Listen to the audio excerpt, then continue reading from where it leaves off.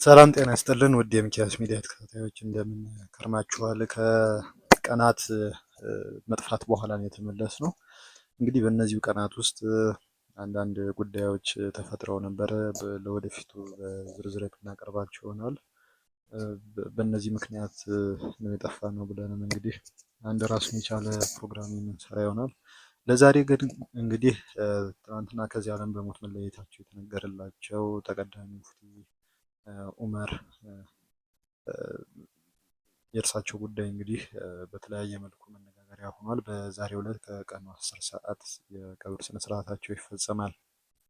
እንግዲህ እኚህ የሃይማኖት አባት በበርካቶች ዘንድ የተወደዱ ቢሆንም በአንዳንድ ወገኖች ዘንድ ደግሞ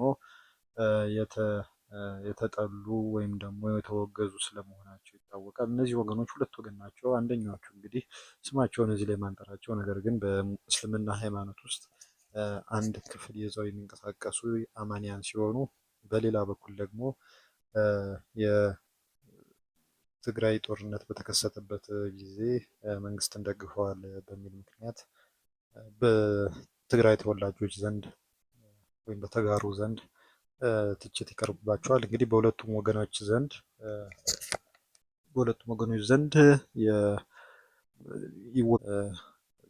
በአብዛኛው ማለት ነው። ስለሆነም እንግዲህ ከዚህ በፊት እርሳቸው ላይ የተደረጉ የተለያዩ አይነት እንቅስቃሴዎች ነበሩ። የእስልምና ጉዳዮች ጠቅላይ ምክር ቤት ከፍተኛ አመራር በነበሩበት ጊዜ ከስልጣን እንዲወርዱ ተደርጎ እንደነበር ሁላችንም የምናውቀው ነው። ይህ ሁኔታ ወይም ይህ ሂደት እንግዲህ ከተወሰኑ ዓመታት በፊት ምናልባት ከ2-3 ዓመታት በፊት የተፈጠረ ሁኔታ ስለመሆኑ በርካቶቻችሁ የምታስታውሱት ነው። ተቀዳሚ ሙፍቲ ኡመርን እንግዲህ ከስልጣን ለማውረድ ሙከራ ሲያደርግ ነበር የተባለ አንድ ወገን ነበረ። በአሁኑ ሰዓት ይህ ወገን በአብዛኛው አሁን ላይ ባሉት የእስልምና ጉዳዮች ምክር ቤት ከፍተኛ አመራር ስር ሲንቀሳቀስ የሚታየው ወገን ነው። ለባንክ ማገጃ ደብዳቤዎችን ጽፎ ነበረ፣ እርሳቸውን ከስልጣን ለማውረድ ማለት ነው። እንግዲህ ከግንቦት 18 እና 19 2014-15 አካባቢ ነው አንዳንድ ሁኔታዎች የተፈጠሩት።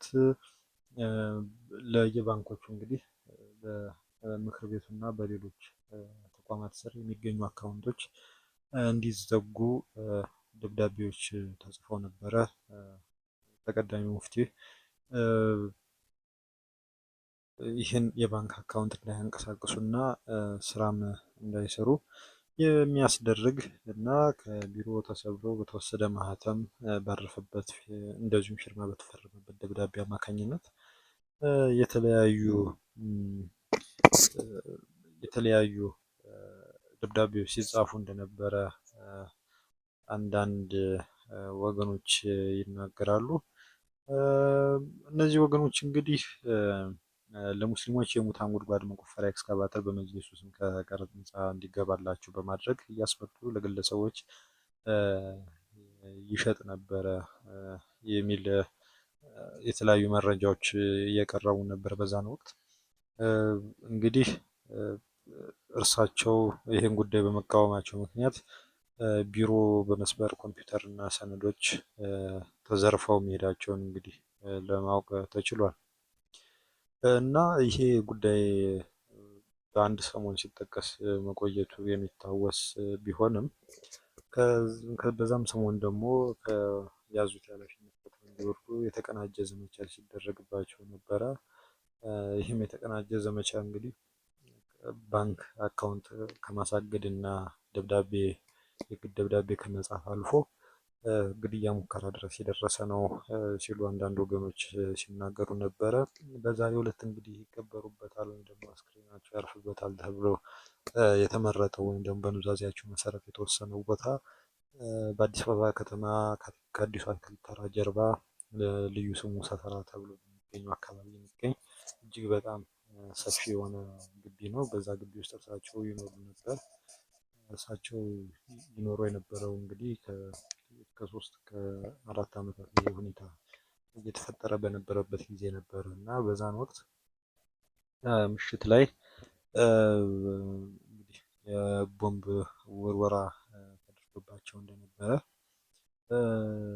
የተለያዩ መረጃ ምንጮች ይናገራሉ።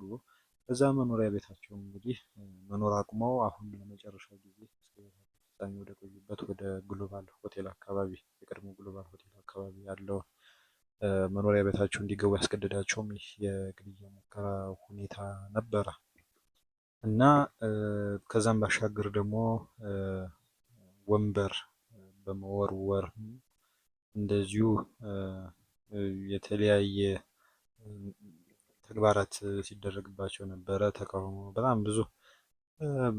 ብዙ ሁኔታዎች ተፈጥረው ነበር። በዚሁ ምክንያት የተነሳ ፖለቲካዊ በሚመስል ሁኔታ የተነሳ ከኃላፊነታቸው ወርደው መጅሊስ ከፍተኛ አመራር መሆን አልፈልግም፣ ቢቀርብኝ ይሻላል፣ ይለፈኝ ብለው እንዲወርዱ ምክንያት ሆነዋል። በፌስቡክ እንግዲህ በተለያዩ ግለሰቦች አማካኝነት ሲሰራጩ ከነበሩ ሀሳቦች መካከል የድሮ ስርዓት ናፋቂ ናቸው፣ የአፄዎች ወዳጅ ናቸው እየተባሉ ነበር ሲተቹ የነበረው። በእስላማዊና ሀገር አቀፍ መድረኮች ላይም እንግዲህ እንዳይገኙ ሲደረጉ እንደነበረ የተለያዩ የመረጃ ምንጮች አመልክተዋል።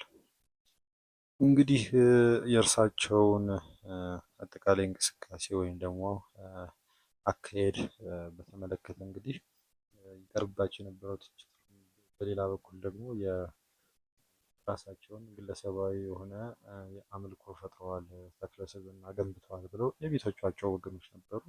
አሁንም እነዛ ወገኖች በፌስቡክ እንደነዚህ አይነት መረጃዎችን ሲያሰራጩ ማለትም እርሳቸው በመሞታቸው ደስታቸውን በመግለጽ ሊሆን ይችላል፣ በሌላም ሊሆን ይችላል፣ የተለያዩ አይነት ደስታቸውን ሲገልጹ እንደነበረ ተመልክተናል።